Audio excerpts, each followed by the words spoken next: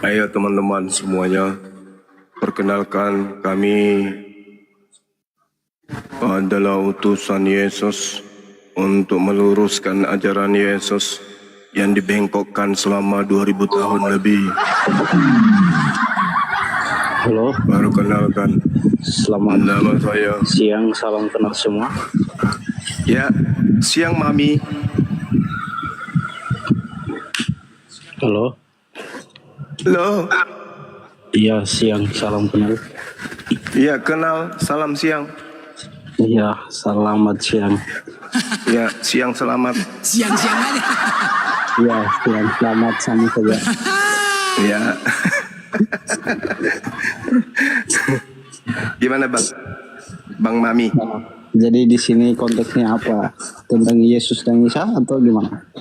Ya, terserah aja. Itu Yesus dan Isa juga boleh. Isa dan Yesus boleh. Yesus dan Isa juga boleh. Yesus Isa boleh. Isa Yesus juga boleh. Lanjut. Atau bahas Yesus saja pun boleh? Boleh ya? Oke. Saya tergantung. Saudara saya yang datang mau bahas apa? Silakan. Siap saudaraku. Ya. Ada ayat yang Yesus berkata ya. Aku Ya. bukan dari dunia ini, kamu dari dunia ini. Aku berasal dari Ya. atas, kamu berasal dari bawah. Coba abang Ya. coba abang jelaskan itu. Oke. Baik. Aku bukan dari dunia ini. Maksudnya ajaranku. Kenapa? Karena faktanya aku keluar dari rahim Maria. Itu satu. Berarti yang dimaksud dari atas itu adalah firman yang diterimanya sebagai nabi, sebagai rasul. Makanya dikatakan di dalam kitab saudara 2 Korintus 15 nomor 48, Yesus sama seperti makhluk-makhluk yang berasal dari surga. Jadi Yesus itu diibaratkan adalah makhluk atau nabi yang berasal dari langit. Ya, silakan. Ada lagi? Oke, siap. Terima kasih. Dan ada satu lagi, dia mengatakan bahwa pada mulanya adalah firman itu bersama-sama dengan Allah, dan firman itu adalah Allah sendiri. Ya, terus apa yang Anda ingin sampaikan di situ? Karena di situ Yang sama belum ada Yesus, dia di situ. Bahwa yang saya mau sampaikan Yesus itu adalah perkataan Allah sendiri. Iya, betul. Dan pada saat firman bersama-sama dengan Tuhan, Yesus belum ada di sana. Nanti di data nomor 14, dan firman perkataan Tuhan itu menjadi Yesus. Ya, sangat luar biasa, benar. Ya. Dan ada satu ayat lagi bang. Ya, silakan. Seringkali abang mengatakan bahwa di dalam Bible banyak ada kata utusan, dan makanya saya mau bawa ayat ini. Hidup yang kekal itu hanya engkau mengenal satu-satunya Allah yang benar dan Yesus sebagai utusan, benar? Betul. Jadi mau hidup kekal, kita harus mengikuti Yesus sebagai utusan saja, bukan sebagai yang lain. Ya, lanjut. Jadi pertanyaan saya simpel. Di dalam Yesus ada hidup kekal nggak, bang? Coba jawab.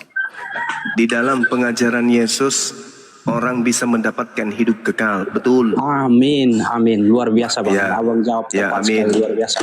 Ya, amin. Oke, berarti abang memang benar-benar memahami isi Bible. Ya, ya betul memang. Terus? Jadi simpel saja, berarti ikut pengajaran Yesus mendapatkan hidup yang kekal juga, karena Betul sekali, betul. Yesus adalah perkataan Allah sendiri kan, Bang? Ya, betul. Oke. Terus? Jadi kalau Ini- berarti Ah, semua yang ini orang ke mengikuti gereja ajaran Yesus- ngapain, Bang? Hari Bang? Minggu itu orang ke gereja ngapain? Kalau hari Minggu orang ke gereja ibadat, Bang. Kok ibadah? Katanya Yesus itu jalan. Yesus itu rasul, kenapa ke gereja? Ya, oke, Bang, saya jawab itu. Tapi Ya, tadi karena katanya Yesus dalam diri Ya. Yesus itu ada hidup kekal. Tapi kenapa ke gereja?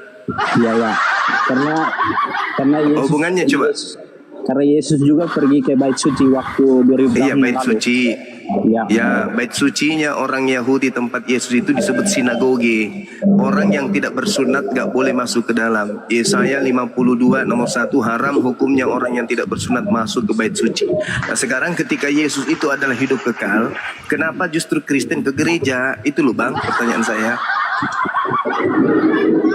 Kalau Kristen ke gereja itu kalau harus sunat atau nggak bisa sunat, gimana Bang? Nggak ada, gereja itu kan beda. Kalau di bait suci harus sunat. Kalau gereja kan bukan bait suci Bang, beda. Nah yang jadi permasalahan Yesus ini hidup kekal, kenapa justru ke gereja? Apa hubungannya coba? Iya, betul, benar sekali yang abang bawakan ini, karena kalau mau masuk gitu bait dong. suci harus sunat. Nah itu dia masalahnya, kan gereja bukan bait suci. Pertanyaan saya, kenapa ketika Yesus itu hidup kekal, kenapa justru orang Kristen ke gereja? Mau ngapain di sana? Oke, saya bisa jawab pertanyaan abang ini. Ketika Ya, abang silakan. mengatakan bahwa aula itu kekal, apakah tidak bisa sholat lagi? Apa hubungannya nih? Yesus aja yang hidup kekal itu, Matius 26 nomor 59 ayat nomor 39, sujud dia, kekal dia. Orang yang kemudian menjadi pengikutnya mendapatkan hidup kekal, sementara Yesusnya sendiri sholat, sujud. Itu gimana itu Bang? Oke, abang mengatakan bahwa Yesus sujud dan sholat. Ya. Dan Yesus juga sempat berdiri, cara tangannya seperti yang dilakukan Muslim ya. Iya, mengangkat kedua tangan, lalu maju ke depan, mengangkat kedua tangan, lalu sujud. Menghadap ke langit. Ya, Tapi mengadakan tangan ke langit. Tapi abang Yohanes tahu nggak 17. waktu di Taman Getsemani, Yesus cara berlari gimana waktu dia mau ditangkap? Yang jelas Yesus ketika menteorikan dan mempraktekkan adalah dia maju ke depan, lalu mengangkat tangan dan bersujud dan berdoa bersungguh-sungguh kepada yang sanggup menyelamatkannya dari maut. Nah sekarang apa hubungannya ke gereja coba? Karena Yesus hidup kekal. Oke. Oke, sepakat kita. Artinya yang mengikuti perkataan-perkataan Yesus akan memperoleh hidup kekal. Nah Oke, sekarang ya, Bang. permasalahannya apa hubungannya, kenapa justru kalian ke gereja? Itu loh yang jadi masalah. Oke, ada ayatnya Bang Juma. Ayatnya mengatakan Ya, silakan. bahwa di atas batu karang ini didirikan gerejaku. Ya, Jadi, itu untuk dia Petrus berdiri kan? Di Petrus, Untuk Petrus. Ya, Petrus. Oke, pelanjut tongkat estafet pengajaran Yesus itu Petrus. Ingat, di dalam Galatia 2 nomor 8, Paulus mengatakan Petrus diutus kepada orang-orang yang bersunat. Berarti gereja yang dibangun Petrus atau rumah ibadah yang dibangun Petrus itu adalah bait suci, bukan gereja. Karena yang harus masuk ke sana adalah orang yang sudah bersunat. Nah, sedangkan rumah atau gedung yang dimasuki oleh orang yang tidak bersunat itu adalah najis. Haram hukumnya kemudian. Baca Ya, Bang. di Yeskiel 44 nomor 2, nomor 6, nomor 7, nomor 8. Marah kali Tuhan ketika orang tidak bersunat masuk ke dalam bait suci, itu nggak boleh. Oke. Nah, apa hubungannya Yesus hidup kekal? Kenapa justru ke gereja? Endang ning nong, endang ning. Itu ngapain ke gereja kayak gitu? Apa Ya, hubungannya Bang, dengan ya, Bang. Yesus? Sekarang gini, kalau begitu ada sebagian besar yang tidak sunat, ada yang sunat. Gimana ini pendapat abang? Kalau ada sebagian yang sunat, sebagian tidak sunat, gimana kalau masuk di dalam bait suci? Ya, itu dua-duanya kena neraka itu. Yang pertama, orang Kristen bersunat, maka dia akan melanggar perintah Paulus sebagai rasulnya Kristen. Galatia 5 nomor 2. Barang siapa yang menyunatkan nonotnya, maka Yesus Kristus tidak berguna baginya. Nah, itu bagi yang bersunat. Bagi yang tidak bersunat, Kejadian 17 nomor 14. Barang siapa yang tidak bersunat, maka bunuhlah dia, karena dia sudah membatalkan perjanjian kekalku. Jadi serba salah. Yang mana Anda ingin ikuti? Perintah Tuhannya Yahudi atau perintah Paulus? Kalau Anda ikuti perintah Paulus, jangan bersunat. Kalau Anda sudah terlanjur bersunat, Anda cari paha ayam, sambung kulup Anda. Nah, saya tidak menjamin 3 bulan ke depan tumbuh bulu ayam. Kan gitu. Iya, Nah, kalau Anda mengikuti Luar biasa, Tuhannya Bang. Yahudi, Iya, silakan akui. Anda sunat. Tinggal dipilih. Ya, saya akui apa yang abang narasikan itu kebenaran. Tapi Betul. Nah, Anda sesat sendiri kok sunat atau tidak? Tapi kita harus mengikuti yang mana, Paulus atau Yahudi? Nah, sekarang yang Anda ikuti siapa? Yang saya, karena Yesus kan orang Yahudi, saya ikut Yesus lah, perkataan Yesus. Berarti Anda sunat. Ya, saya sunat. Nah, Paulus mengatakan Yesus tidak berguna bagi Anda kalau Anda bersunat. Gimana dong? Sambung bulu ayam, paha ayam. Berarti saya berguna bagi Allah loh. Saya berguna bagi Allah. Nah, tapi Paulus mengatakan Yesus Kristus tidak berguna bagimu jika engkau menyunatkan dirimu. Gimana dong? Nah, sekarang gini, saya kan bilang saya percaya perkataan Yesus, apa yang dikeluarkan oleh. Berarti Anda tidak taat Paulus. Berarti Saya Anda tidak taat Yesus. Paulus. Ya, saya Anda nggak ikuti taat perintah Paulus. Yesus. Nggak ikuti perintah Paulus. Ya, saya ikuti perintah Yesus saja, benar sekali. Berarti percuma dong Paulus ini melantik dirinya menjadi rasul kalau Anda tidak taati. Karena di situ ada dua mata rantai pengajaran yang bertentangan. Yesus mengajarkan sunat, Paulus mengatakan jangan sunat. Gimana dong? Nah, Ya, kalau saya Anda sudah membatalkan ajaran Paulus, maka Kristen gulung tikar. Karena Kristen itu berdiri di atas fondasi pengajaran Paulus, bukan berdiri di atas fondasi pengajaran Yesus. Kalau jika saya berdiri di atas fondasinya pengajaran Yesus, gimana Bang? Coba. Nah, kalau Anda masuk ke dalam pengajaran Yesus, Yesus Ya, tak Bang. mengenal Anda. Hanyalah daripada tak mengenal kalian saya? semua adalah ya, karena Yesus diutus hanya kepada domba yang sesat dari umat Israel. Oke Bang, saya bisa jawab Bang, sabar. Ya, Jika Abang mengatakan Yesus hanya diutus ke Bani Israel hanya untuk Bani Israel, kenapa pengajaran Yesus itu harus menyebar ke dunia? Itu saja, simpel Bang. karena Bani Israel sudah menyebar kemana-mana, ke seluruh dunia. Ya, luar biasa. Jadi Sekarang gimana? apakah Anda Bani Israel? Kalau Bani Israel sudah menyebar ke dunia, apakah yang mengikuti pengajaran Yesus mendapatkan hidup yang kekal? Yes, Bani Israel yang mengikuti ajaran Yesus akan mendapatkan hidup yang kekal. Itu pasti. Oke, satu pertanyaan untuk Abang lagi. Apakah Bani Israel semuanya sunat atau tidak? Kalau Bani Israel yang taat kepada hukum Taurat pasti sunat.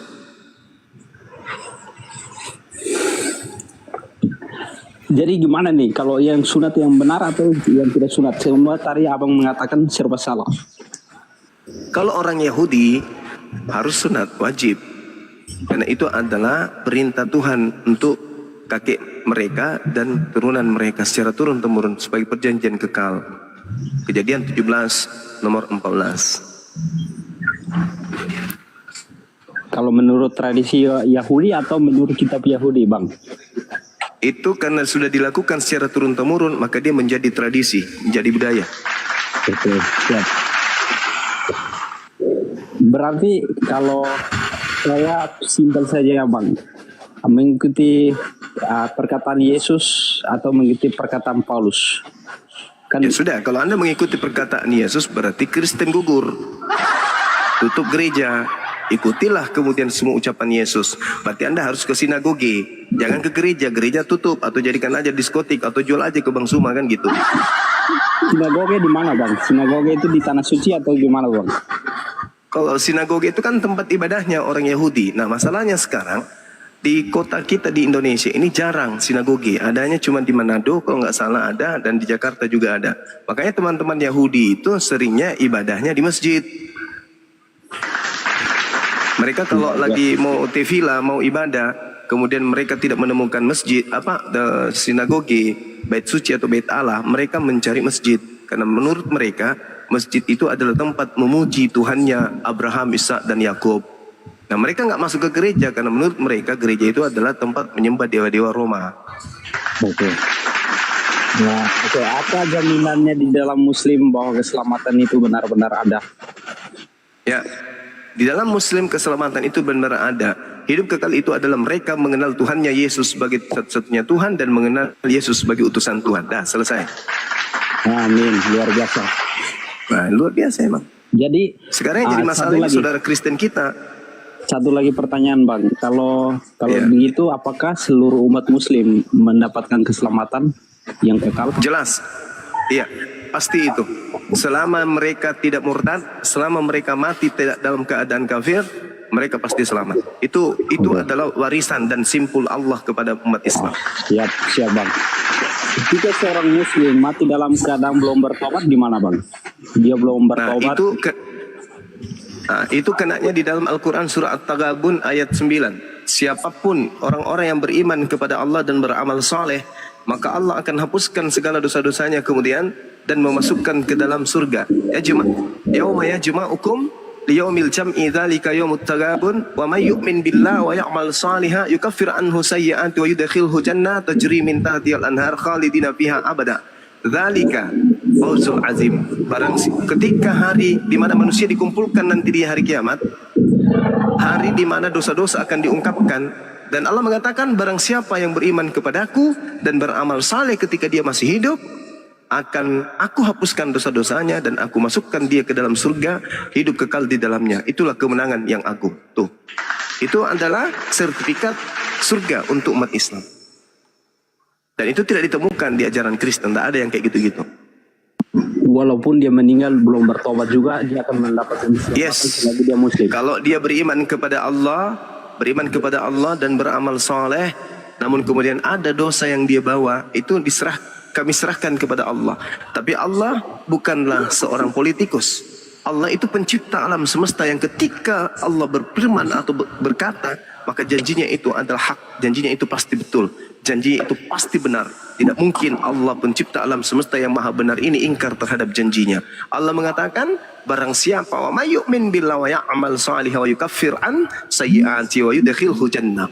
Barang siapa yang beriman kepadaku dan beramal saleh, begitu ia mati, maka aku akan hapuskan dosa-dosanya. Berarti dari narasinya Bang Juma, saya memahami satu poin di sini ya. Berarti mengikuti pengajaran Yesus dan mengikuti kehendak Allah mendapatkan keselamatan, luar biasa.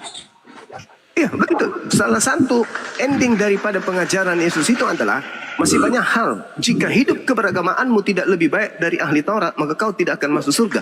Berarti menurut Yesus, syarat untuk masuk surga harus beragama, di mana agama itu harus lebih baik, lebih teratur, lebih komplit ajarannya daripada ahli Taurat. Nah, agama mana itu? Berarti Yesus mengajarkan kita harus memilih agama kalau mau selamat. Nah, ikutilah ajaran Yesus, yaitu beragama dengan agama yang lebih baik dari ahli Taurat. Sekarang agama mana yang lebih baik dari Taurat? Kristen tidak mungkin, karena Kristen bukan agama. Syarat untuk lebih baik jadi ahli Taurat itu harus agama. Nah, satu-satunya agama yang lebih baik dari ahli Taurat itu hanya Islam. Maka Yesus mengajarkan apa? Yohanes 10 nomor 27. Aku tinggalkan Islam untuk kalian. Islam damai sejahteraku aku berikan kepadamu. Maka hidup setelah Yesus, semua pengikut Yesus wajib hukumnya masuk kepada agama Islam. Karena dengan masuk ke agama Islam, orang-orang akan beriman kepada Yesus, bahwa Yesus adalah Nabi, dia adalah Rasul untuk Bani Israel, dan Tuhannya Yesus adalah Tuhan satu-satunya yang benar, tak ada Tuhan lain. Maka syarat untuk menjadi pengikut Yesus untuk hari ini, zaman ini dan sampai kiamat, syaratnya mutlak, dia harus syahadatain. Asyhadu an la ilaha illallah wa asyhadu anna Isa Rasulullah wa asyhadu anna Muhammadar Rasulullah. Itu tidak bisa orang masuk surga lagi kalau tidak mengikuti itu, karena pulanya hanya ada di situ. Demikian. Luar biasa Bang. Berarti bahwa kesimpulannya bahwa Yesus datang bukan membawa agama, tapi dia menyuruh kita memilih agama mana yang benar bagi pengajaran Yesus. Tapi ingat Bung, ingat Yohanes 10 nomor 27, Yesus mengajarkan agama damai sejahtera, shalom, Islam. Shalom. Ya, luar biasa. Ya. Iya, harus Islam, nggak boleh yang lain. Shalom. Kalau percaya kepada Yesus, maka harus endingnya Islam, nggak boleh yang lain.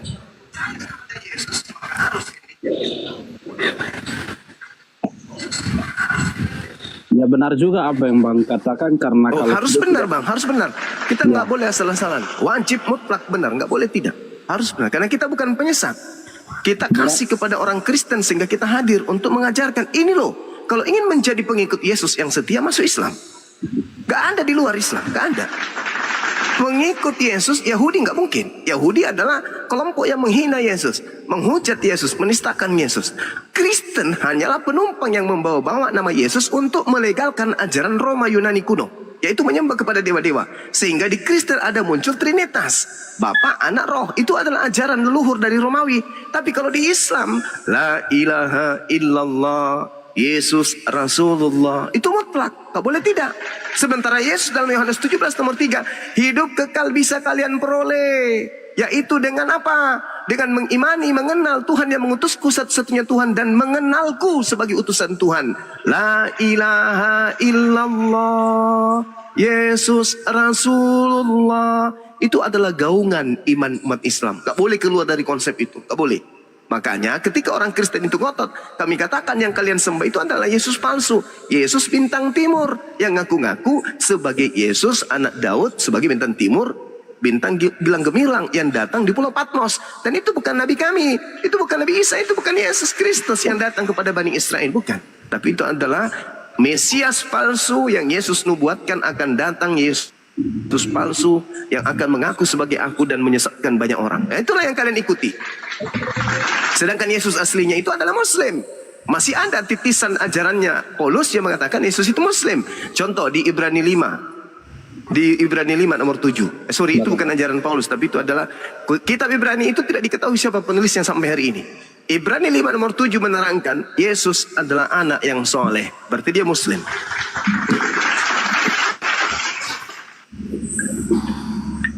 Berarti di dalam Muslim mengikuti pengajaran Yesus dan mengikuti kehendak Allah. Benar sekali, Masya Allah. Betul sekali, betul. Kalau dipikir secara sederhana, itu memang benar juga, karena apa yang Yesus ajarkan kita harus ikut. Ya, betul sekali, betul. Kalau kita membantah apa yang diajarkan Yesus, apakah selamat? Oh, nggak bisa selamat. Kan sudah dikatakan Yohanes 3 nomor 16, begitu besar kasih Tuhan akan dunia ini sehingga ia menugerahkan hambanya yang tunggal satu-satunya pada masa itu. Tak ada hamba lain, hanya dia satu-satunya utusan pada masanya yang mengajarkan barang siapa yang percaya kepadanya yang peroleh hidup yang kekal, yang tidak percaya mati dalam dosa. Harus percaya kepada Yesus. Apa kata Yesus kepada Bani Israel? Aku utusan Tuhan, aku nabi Tuhan, aku hamba Tuhan. Jadi kalau ada yang menganggap Yesus itu Tuhan, itu menyalahi konsep.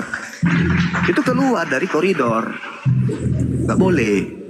Makanya kedatangan kami sebagai umat Islam mengajak saudara-saudara Kristen, ayo mari menjadi pengikut Yesus yang benar. Jangan menjadikan nama Yesus itu sebagai alat untuk melegalkan penyembahan terhadap dewa-dewa Romawi.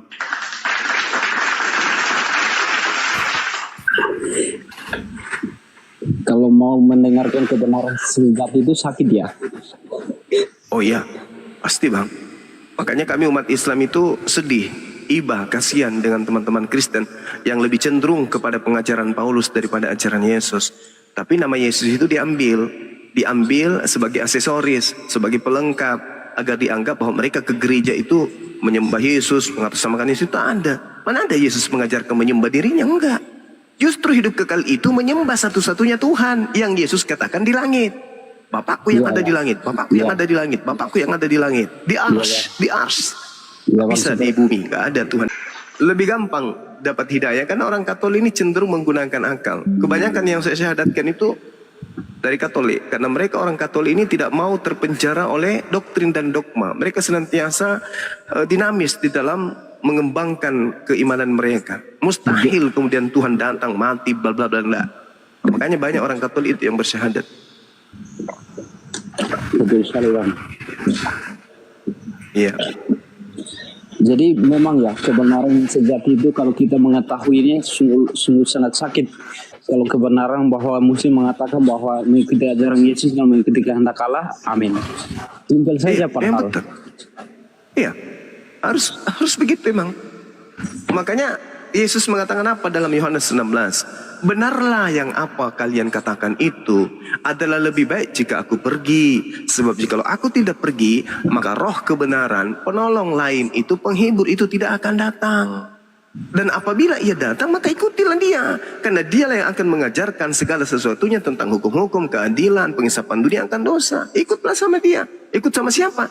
Penolong lain yang diutus oleh Bapa, yang diutus oleh Allah, yang diutus oleh Tuhan, mengajarkan segala sesuatu. Makanya Yesus mengatakan masih banyak hal yang ingin aku ajarkan kepadamu, tapi sayangnya kalian belum sanggup untuk menanggungnya. Tapi ketika ia datang, yaitu seorang penolong lain, dialah yang akan mengajarkan segala sesuatunya kepadamu tentang hukum-hukum, keadilan, dan pengisapan dunia akan dosa. Makanya ketika baginda Rasulullah Muhammad SAW itu datang, dia membimbing manusia ke dalam setiap kebenaran, ya, keadilan, jangan begini, jangan begitu, ini haram, ini halal, dan seterusnya.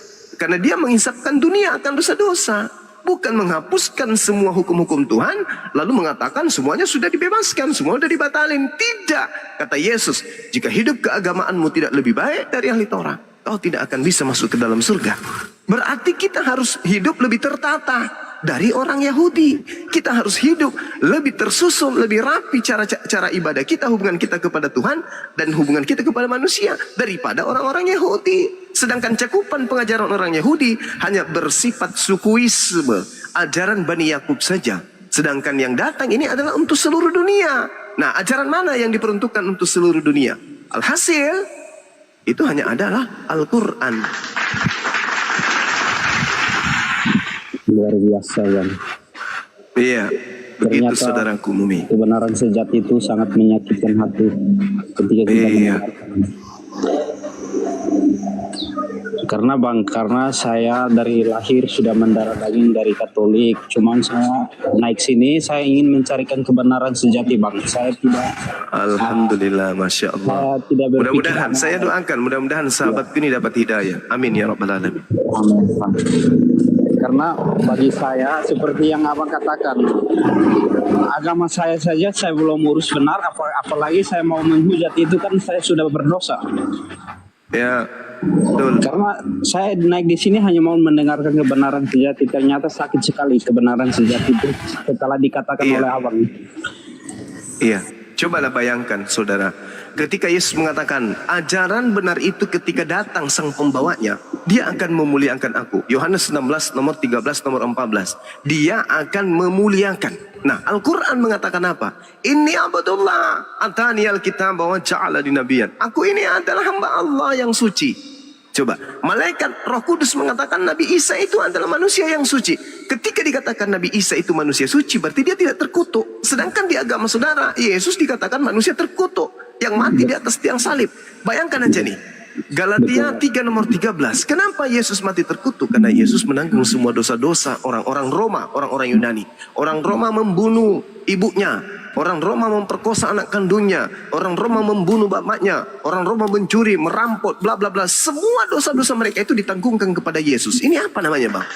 Sedangkan Yesus itu dikatakan dalam Kisah Para Rasul 4 nomor 30, Yesus itu dikatakan sebagai hamba yang suci. Sama seperti di Al-Quran. Surah Maryam ayat 19 dikatakan apa? Sesungguhnya aku ini adalah Rasul utusan Allah kepadamu, memberitakan tentang lahirnya seorang manusia suci, yaitu Nabi Isa alaihi salam.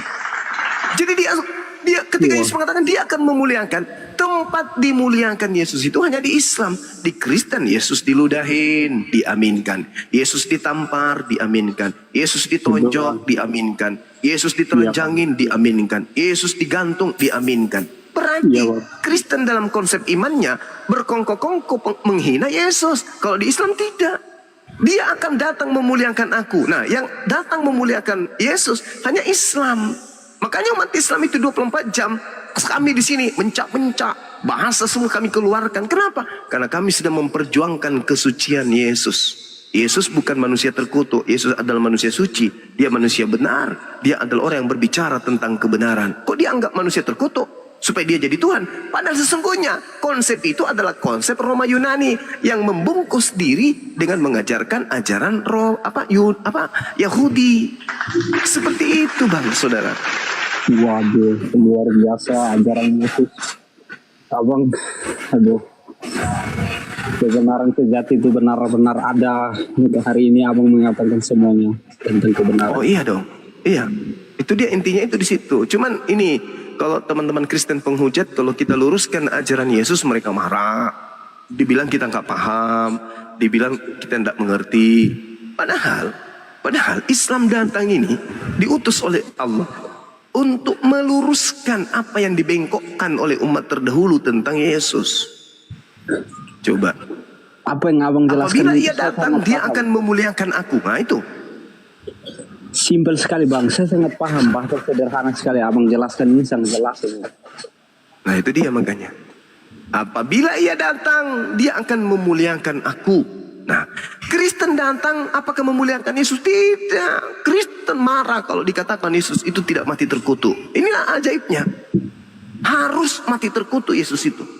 Nah, katanya Yesus datang, ketika datang kebenaran itu akan memuliakan. Memuliakan berarti tidak menghinakan. Memuliakan berarti mensucikan. Memuliakan berarti membersihkan dari hujatan-hujatan. Nah, Kristen justru tidak. Kristen justru mengambil hasil daripada penghinaan-penghinaan yang orang-orang Yahudi dan Romawi lakukan terhadap dirinya. Contoh misalnya, Yesus telah menebus kita dari kutuk hukum Taurat dengan jalan menjadi kutuk, sebab ada tertulis, terkutuklah orang yang mati di atas tiang salib. Nah, orang Kristen mengaminkan, berarti orang Kristen mengaminkan kalau Yesus itu adalah manusia terkutuk. Sedangkan umat Islam tidak. Umat Islam mengajarkan Nabi Isa itu nabi yang datang kepada Bani Israel yang lahir tanpa ayah, itu adalah manusia suci terkemuka di dunia dan di akhirat. Dan itu umat Islam tidak sembunyi-sembunyikan. Umat Islam gaungkan kemana-mana. Nabi Isa alaihissalam adalah nabi yang suci, nabi yang kemudian disucikan oleh Allah, yang diutus kepada Bani Israel, tanpa dosa, tanpa cacat, tidak pernah kemudian dizolimi, dinistakan. Qala innama ana rasulu rabbi li'ahbalaki gulaman saqiyya. Sesungguhnya aku Roh Kudus berkata kepadamu, sesungguhnya aku hanyalah utusan Tuhanmu untuk menyampaikan anugerah kepadamu berupa lahirnya seorang anak laki-laki yang suci yang bernama Isa alaihi salam, Yesus Al-Masih atau Yesua Habasyah. Itu jelas itu. Makanya kami terluka ketika orang-orang Kristen mempertahankan Yesus itu mati terkutuk loh. Kami sakit. Enggak dong. Yesus itu kan orang suci. Yesus itu kan orang terpelihara. Lisannya, perbuatannya, tangannya, kakinya dipelihara oleh Allah. Bagaimana mungkin kemudian dia mati terkutuk? Dibunuh oleh para penjahat. Dibunuh oleh orang-orang kafir. Demi nafsu syahwat mereka.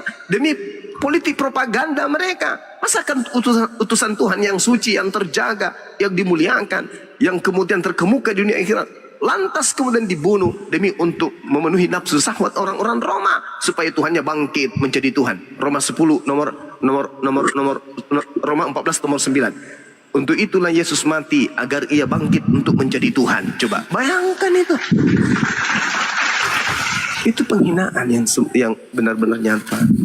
Jadi kalau ingin mencintai Yesus, tempatnya hanya di Islam. Karena di Islamlah umatnya, kaumnya, mulutnya basah dengan memuliakan Yesus. Mulut saya nih, ya, congor saya nih, siang malam tak pernah berhenti membicarakan tentang kemuliaan Yesus. Yesus itu tidak dihina, Yesus tidak ditampar, Yesus tidak digantung, Yesus tidak dibunuh. Yesus adalah manusia suci, dia adalah wakil Tuhan, dia adalah orang yang terkemuka. Basah mulut saya ini setiap saat untuk membahasakan bahasa-bahasa mulia untuk Yesus. Tapi Kristen tidak. Kamu tidak mengerti Bang Suma. Yesus itu adalah orang yang mati terkutuk di atas tiang salib demi dosa-dosa kami. Itu kan. Ingin kali dia. Dosa-dosanya diambil alih oleh Yesus. Berarti Yesus kelak di neraka dong. Karena semua dosa ada di pundaknya. Sedangkan dosa pencuciannya itu di neraka. Nah, inilah konsep yang harusnya kemudian kembali dipelajari dengan baik oleh saudara-saudara kita Kristen. Saya kira demikian. Bang Blokir silakan. Ya. Bang Momi Nazaret. Waduh, keren Bang ya. Memang kebenaran itu pahit ya Bang ya. Pahit Bang. Pahit ya. Tapi ya kalau ditelan pahit Bang dirasa, tapi setelah sudah ditelan lega rasanya Bang. Betul Bang. Tujuannya itu memang itulah memang pahit Bang. Tapi kami berharap Bang ya, saudaraku terkhusus Abang mendapatkan hidayah, karena kita mati nggak tahu kapan Bang ya, kita nggak tahu kapan kematian itu. Bisa saja 1 jam lagi, bisa juga sebentar lagi. Selagi kita hidup diberikan kesempatan oleh Allah, di situ juga kita mencari kebenaran Bang. Nah, di situ kita mencari kebenaran Bang. Jangan sampai ketika kita nanti sudah menyesal, datang kematian, kita tidak bisa lagi untuk hidup kembali lagi. Memohon 1 detik saja, terhadap Allah. Enggak bisa.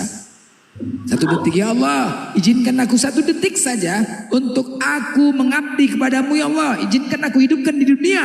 Tapi Allah tidak akan pernah memberikan izin lagi. Nah, Jadi disinilah kesempatan perlunya kita edukasi, perlunya kita buka diskusi di sini.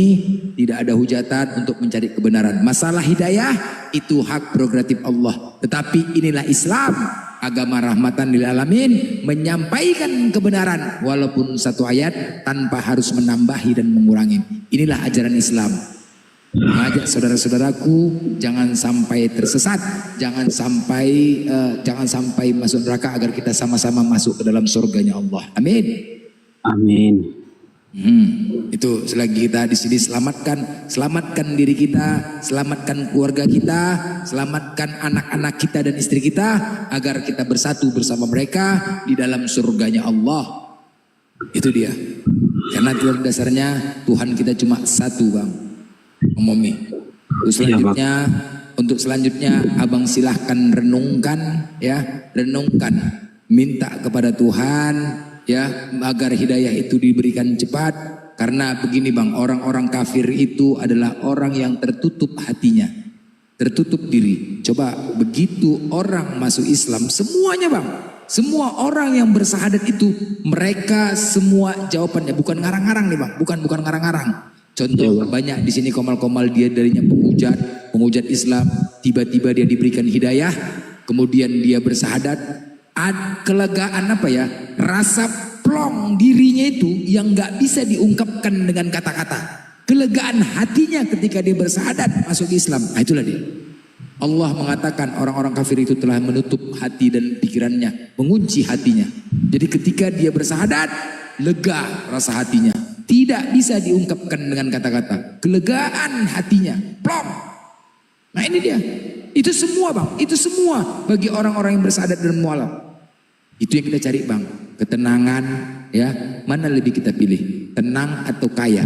Sudah pasti tenang. Walaupun hidup susah. Walaupun hidup susah. Tapi kita tenang. Daripada kaya belum tentu tenang. Iya bang. Tenang. Hanya mencari ketenangan bang. Benar. Itulah bang. Itulah kita cari ketenangan bang.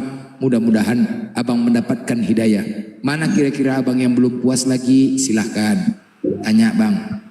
Saya sampai bang, jujur bang, saya sampai menusuk di hati, sampai sumsum tulang retak semua bang, menerima kebenaran.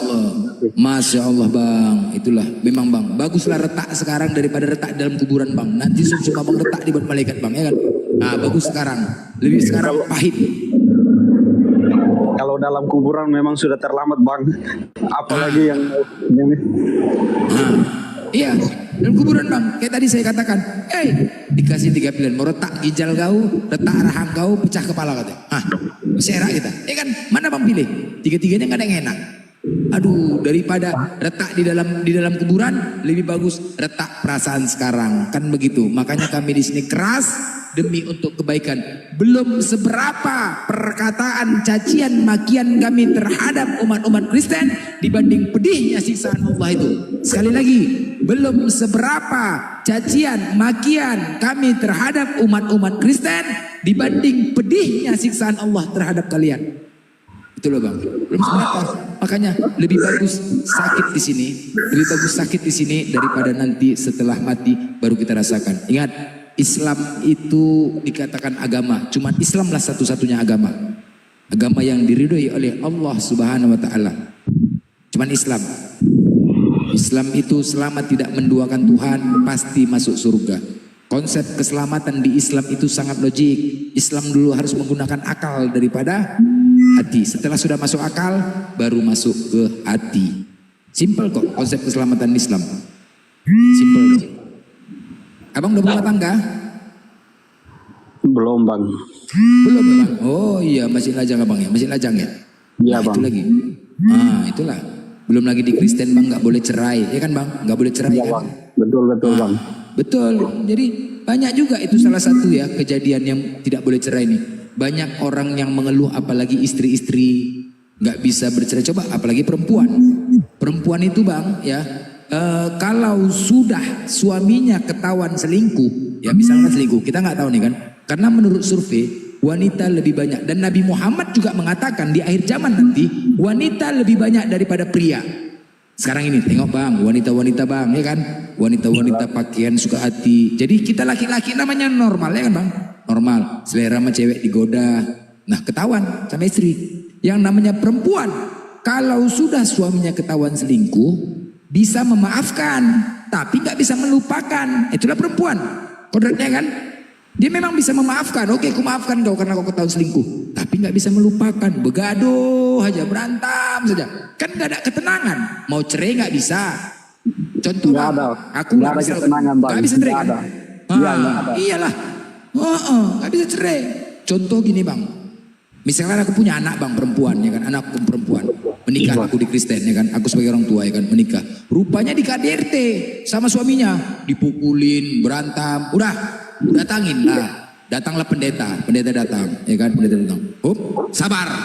Ini memang ujian dan cobaan, kata pendeta tuh. Sabar, Roh Kudus belum bersamamu. Kemudian pendeta berharap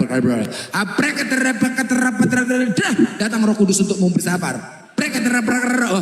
Begitu pendeta ngomong kayak gitu Bang, ada aku kutikam pantat pendeta tuh, kutikam, cepat katanya, ya, kutikam lah. Kau enak aja Roh Kudus ya, aku bilang, kuping anakku udah lepas sebelah.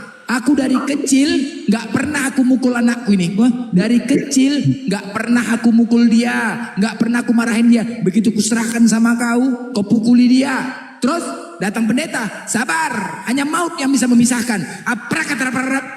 Cucuk pantat pendeta aku cucuk. Kepala otak kau sabar. Aku bilang, mau kau biarkan lagi anakku lepas kupingnya satu?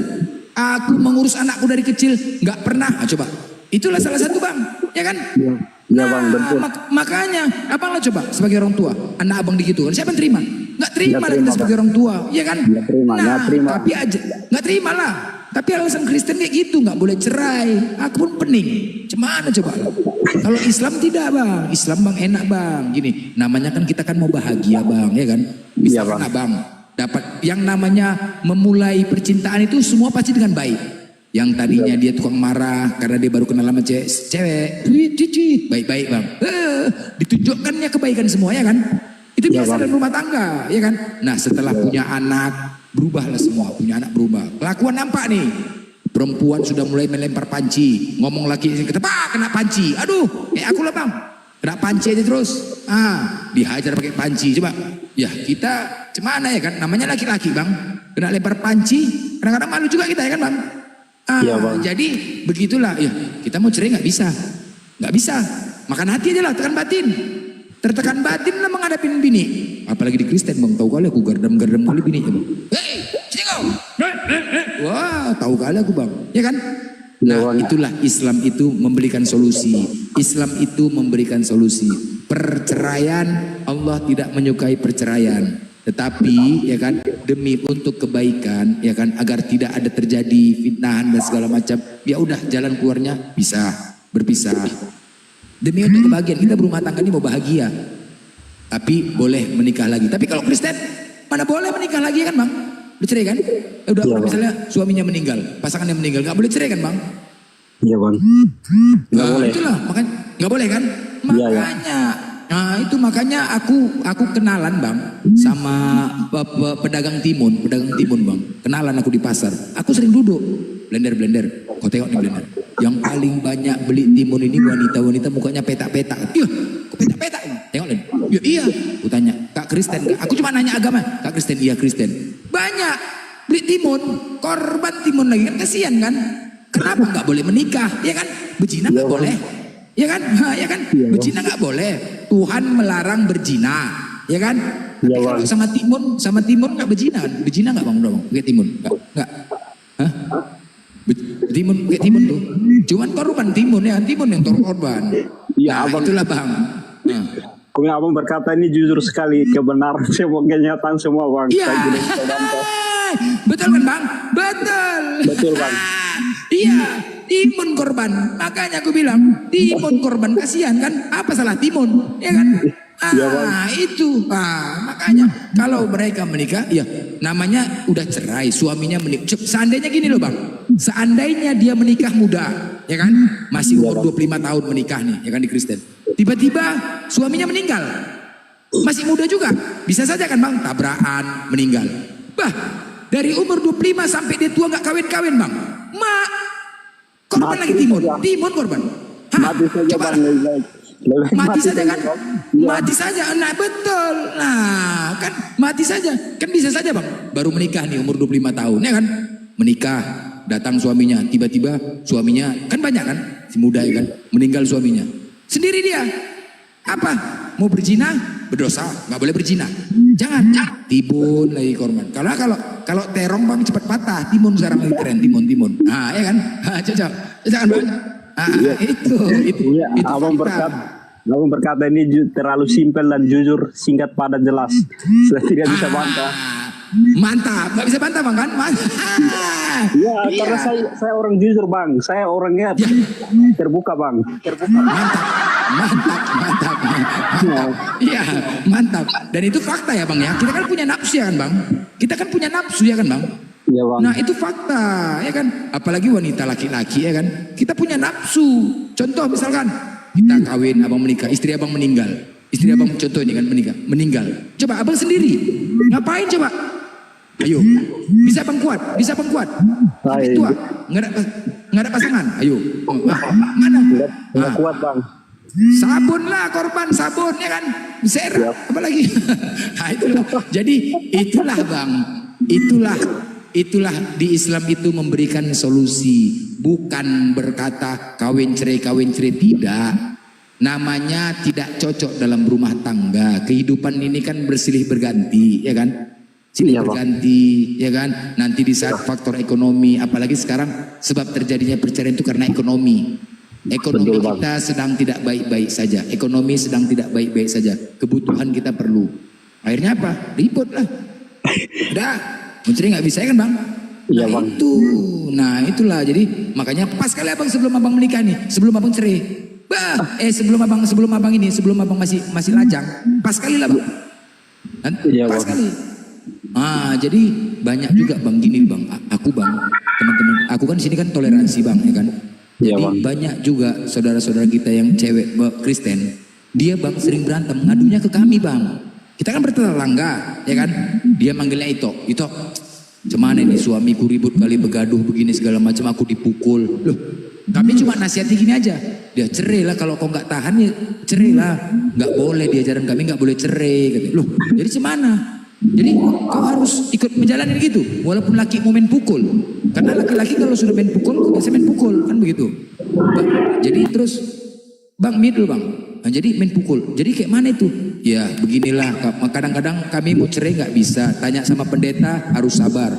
Jadi pernah bang, ada beberapa wanita ketika saya ikut nimbrung bang, kentutnya bang besar-besar kali bang yang cewek itu bang. Aku juga pening bang.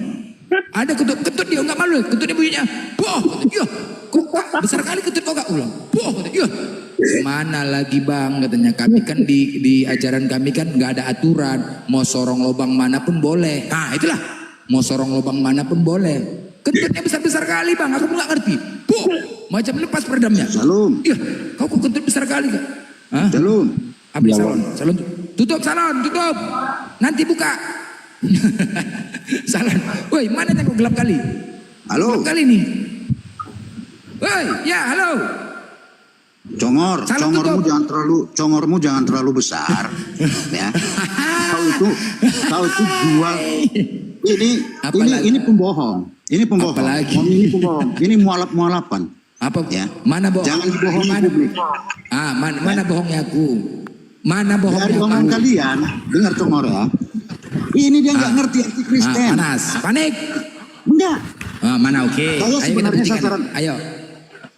Kamu bilang tadi ada istri muda, Apa itu? perempuan muda meninggal suaminya, dibiarkan jadi janda. Dalam Kristen kematian boleh bercerai. Ini nggak ngerti Momi ini nggak ngerti. Jadi ini bohong. Di Ini Kristen boleh cerai, yang penting zina. Kematian bisa memisahkan. Kematian bisa memisahkan. Syarat bercerai di Kristen itu adalah berzina. Juma, ini tadi saya mengangkat Itu dalil, Bu. dari Congor. Dek Juma, ini saya mengangkat dari Congor. Congor bilang tadi ada meninggal suaminya, dibiarkan Itu menikah. dalil. Dengar Dek Juma. Syarat bercerai di Kristen Makanya zina. saya bilang saya berani taruhan, ini Momi ini mualaf-mualapan. Gitu loh. Masa dia nggak ngerti? Momi Bisa mana ada menikah mualaf? anak kematian? Gitu loh. Oke, Itu lepaskan, karena itu apa? Saya ingin berdebat sama Juma. Baru mau bersyahadat. Saya ingin diskusi dengan Juma. Ayo. Saya harus uruskan kamu, karena kalau kamu nggak celaka, kamu harus bertobat. Mati Mijah. Ayo. Masuk sini. Assalamualaikum Bang Juma. Nah, Oke, kita mulai. Ini yang lainnya ini nggak level saya. Oke, baik. Kita mulai ya. Boleh. Syarat masuk surga menurut Yesus apa? Jawab. Macet, langsung. Akulah Istighfar. jalan. Diam. Nah, tapi jawab katanya. Nanti saya nanya juga. Oh iya dong. Ya. Iya dong. Akulah jalan kebenaran dan hidup, tidak ada sampai kepada Bapa kecuali melalui aku. Selesai. Lalu kenapa ke gereja?